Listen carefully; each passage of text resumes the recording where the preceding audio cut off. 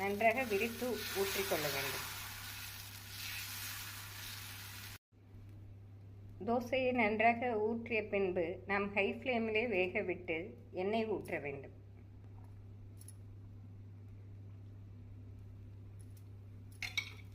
நாம் குழந்தைகளுக்கென்றால் நெய்யும் போட்டுக்கொள்ளலாம். இப்பொழுது பேப்பர் ரோஸ்ட் வருவதற்கு மேலே உள்ள மாவை நாம் சுரண்டி எடுக்க வேண்டும். சிறிது மாவு வேஸ்ட் ஆனாலும் குழந்தைகளுக்கு பிடித்த மாதிரி இது மிகவும் அருமையாக இருக்கும்.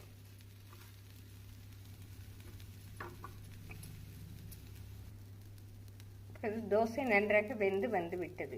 நாம் இதை அப்படியே மடித்து விடலாம். குழந்தைகள் சாப்பிடும் வண்ணம் இந்த பேப்பர் ரோஸ்ட் தோசை மிக அருமையாக இருக்கும். ஃப்ரெண்ட்ஸ், இந்த ரோஸ்ட் தோசையை செய்து பார்த்து எப்படி இருக்கிறது என்று கூறுங்கள்.